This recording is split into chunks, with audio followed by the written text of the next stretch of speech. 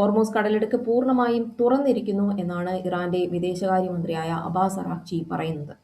Iranian തുറമുഖങ്ങൾക്കെതിരായിട്ടുള്ള US ഉപരോധം തുടർന്നാൽ Hormuz കടലിടുക്ക് വീണ്ടും അടയ്ക്കുമെന്നാണ് ഇറാൻ ഭീഷണിപ്പെടുത്തുന്നത്. ഇറാൻ മുൻപോട്ട് വെച്ചിരിക്കുന്ന കണ്ടീഷൻസ് ഇവയാണ്: കടന്നുപോകുന്ന ഷിപ്സ് കൊമേഴ്ഷ്യൽ ഷിപ്സ് ആയിരിക്കണം, മിലിറ്ററി ഷിപ്സിനെ കടത്തിവിടില്ല. ഇറാൻ പറയുന്ന വഴിയിലൂടെ വേണം ഷിപ്സ് കടന്നു പോകുവാൻ. 3, IRGCയുമായിട്ടുള്ള ചേർന്ന് വേണം, കോർഡിനേറ്റ് ചെയ്ത് വേണം ഈ ഷിപ്സ് ഈ ഒരു കടലിടുക്കിലൂടെ കടന്നു പോകുവാൻ. എന്നാൽ യുദ്ധം അവസാനിക്കുന്നത് വരെ ഇറാനിയൻ പോർട്സിനെതിരായിട്ടുള്ള US ഉപരോധം തുടരുമെന്നാണ് US പ്രസിഡന്റ് ഡൊണാൾഡ് ട്രംപ് പറയുന്നത്. USഉം ഇറാനും ഒരു ഡീലിലേക്ക് എത്താനുള്ള ഒരു പ്രോസസ് നടന്നുകൊണ്ടിരിക്കുകയാണെന്നാണ് അദ്ദേഹം പറയുന്നത്. ഇസ്രയേലും ലെബനനും തമ്മിൽ പ്രഖ്യാപിച്ച 10 ദിവസത്തെ വെടിനിർത്തൽ നിലവിൽ ലംഘിക്കപ്പെടാതെ തുടരുന്നു. ഇത് മേഖലയിൽ നേരിയ സമാധാനത്തിന് വഴി തുറന്നിട്ടുണ്ട്. തങ്ങളുടെ രാജ്യം ഇനി ആരുടെ കയ്യിലെ ഒരു പാവ അല്ലെന്നും രാജ്യത്തിന്റെ പരമാധികാരത്തിന് മുൻഗണന നൽകുമെന്നും ലെബനൻ പ്രസിഡന്റ് വ്യക്തമാക്കി. കഴിഞ്ഞ ആഴ്ചകളിൽ നടന്ന ശക്തമായ പോരാട്ടത്തിൽ അതിർത്തി ഗ്രാമങ്ങൾ തകർന്നു പോയതായി ഉപഗ്രഹ ചിത്രങ്ങൾ വ്യക്തമാക്കുന്നു. പല ഗ്രാമങ്ങളും പൂർണ്ണമായും അവശിഷ്ടങ്ങൾക്കടിയിലാണ്. ഈ യുദ്ധം കാരണം ആയിരക്കണക്കിന് ആളുകൾക്ക് വീടുകൾ നഷ്ടപ്പെടുകയും വലിയൊരു വിഭാഗം ജനങ്ങൾ പലായനം ചെയ്യേണ്ടതായിട്ടും വന്നിട്ടുണ്ട്. റഷ്യയിലേക്ക് യുക്രൈൻ പുതിയ ദീർഘദൂര മിസൈൽ ആക്രമണങ്ങൾ നടത്തി.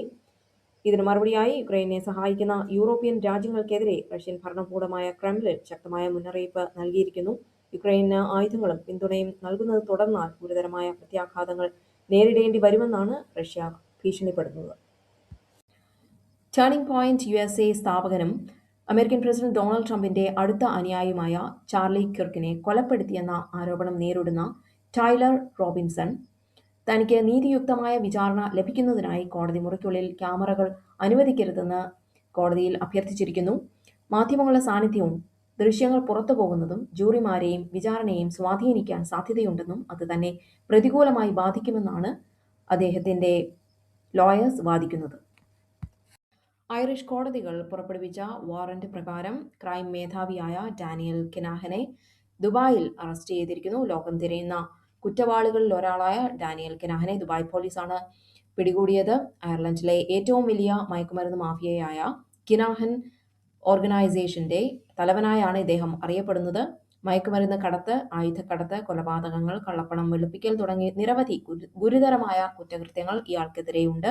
US, UK, അയർലൻഡ് എന്നീ രാജ്യങ്ങളിലെ അന്വേഷണ ഏജൻസികളുമായി സഹകരിച്ചാണ് ഈ ഒരു നീക്കം നടന്നത്.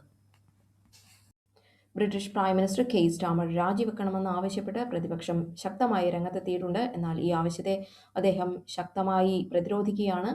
ലേബർ പാർട്ടിയുടെ മുതിർന്ന നേതാവായ ലോർഡ് മാൻഡൽസൺ ഗവൺമെന്റ് വെറ്റിംഗ് പ്രോസസ്സിൽ പരാജയപ്പെട്ടു എന്ന വെളിപ്പെടുത്തലിലാണ് ഈ ഒരു വിവാദത്തിന് കാരണമായിരിക്കുന്നത്. ഇത്തരം പരിശോധനകളിൽ പരാജയപ്പെട്ട വ്യക്തികളെ ഗവൺമെന്റിന്റെ ഭാഗമാക്കാൻ ശ്രമിക്കുന്നത് ഭരണപരമായ വീഴ്ചയാണെന്നാണ് വിമർശനം. 2026 അമേരിക്കയിൽ നടക്കാനിരിക്കുന്ന ലോകകപ്പ് ടിക്കറ്റുകളുടെ ഉയർന്ന വിലയെ ഫിഫ പ്രസിഡന്റ് ജിയാനി ഇൻഫാന്റിനോ ന്യായീകരിച്ചു. അമേരിക്കൻ വിപണി വളരെ സവിശേഷമായ ഒന്നാണെന്നും അവിടുത്തെ സാഹചര്യങ്ങൾക്കനുസരിച്ചാണ് വില നിശ്ചയിച്ചിരിക്കുന്നതെന്നുമാണ് അദ്ദേഹം പറയുന്നത്.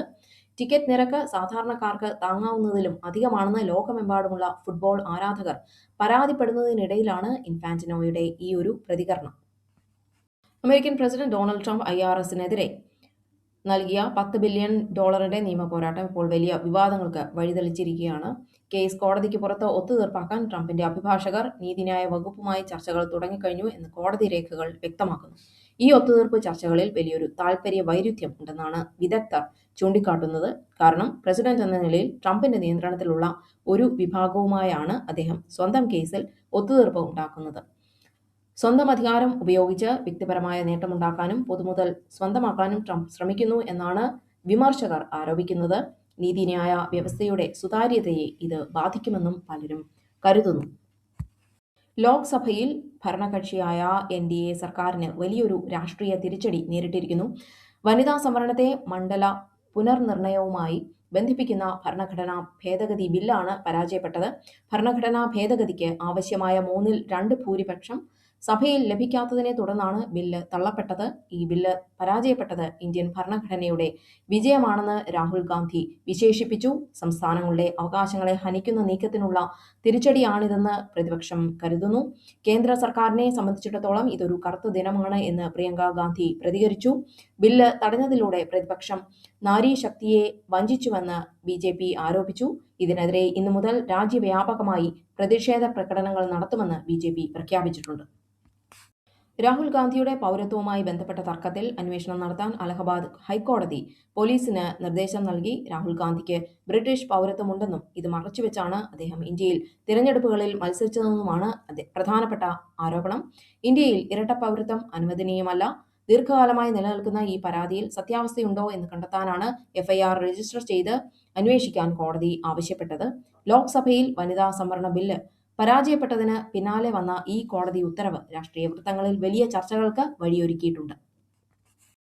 റഷ്യൻ എണ്ണയുടെ മേലുള്ള ഉപരോധത്തിൽ അമേരിക്ക ഇളവ് വരുത്തി. ഈ ഇളവ് 2026 മെയ് 16 വരെ നീട്ടിയിട്ടുണ്ട്. ഇന്ത്യയിലെ ഇന്ധന ലഭ്യതയെക്കുറിച്ചുള്ള ആശങ്കകൾ പരിഹരിക്കാനും പെട്രോൾ ഡീസൽ വില നിയന്ത്രിച്ചു നിർത്താനും ഈ തീരുമാനം സഹായിക്കും. ആഗോളതലത്തിൽ യുദ്ധ സാഹചര്യങ്ങൾ നിലനിൽക്കുന്നുണ്ടെങ്കിലും എണ്ണ വിപണിയിലെ വിലക്കയറ്റം തടയാനാണ് അമേരിക്ക ഈ ഇളവ് നൽകിയിരിക്കുന്നത്. അമേരിക്ക നൽകിയ താൽക്കാലിക ഇളവുകൾ പ്രകാരം ഇറാനിൽ നിന്ന് വാങ്ങുന്ന എണ്ണയ്ക്ക് പകരമായി ഇന്ത്യൻ എണ്ണ കമ്പനികൾ ചൈനീസ് കറൻസിയായി യുവാൻ ഉപയോഗിച്ച് പണം നൽകുന്നതായി റിപ്പോർട്ടുകൾ വ്യക്തമാക്കുന്നു. ഈ ഇടപാടുകൾ ICICI ബാങ്ക് വഴിയാണ് നടക്കുന്നത്. ഇത്തരത്തിലുള്ള ഇടപാടുകൾ പൂർണ്ണമായും നിയമപരമാണെന്നും നിലവിലുള്ള നിയമങ്ങൾക്കുള്ളിൽ നിന്നുകൊണ്ടാണ് ഇവ നടക്കുന്നതെന്നും ഇന്ത്യൻ സർക്കാർ വ്യക്തമാക്കി. വാളയാറിനോട് ചേർന്നുള്ള തമിഴ്നാട് മേഖലയിലെ വാൾപ്പാറയിൽ ദാരുണമായ അപകടത്തിൽപ്പെട്ട് 9 പേർ കൊല്ലപ്പെട്ടു. വാൾപ്പാറയിലെ 13-ാം ഹെയർപിൻ വളവിൽ നിന്ന് 200 അടി താഴ്ചയിലേക്ക് വാൻ മറിയുകയായിരുന്നു. മലപ്പുറം ജില്ലയിലെ പാങ് LP സ്കൂളിലെ അധ്യാപകരും അവരുടെ കുടുംബാംഗങ്ങളുമാണ് അപകടത്തിൽ മരിച്ചത്. മരിച്ചവരുടെ മൃതദേഹങ്ങൾ ഇന്ന് നാട്ടിലെത്തിച്ച് സംസ്കരിക്കും.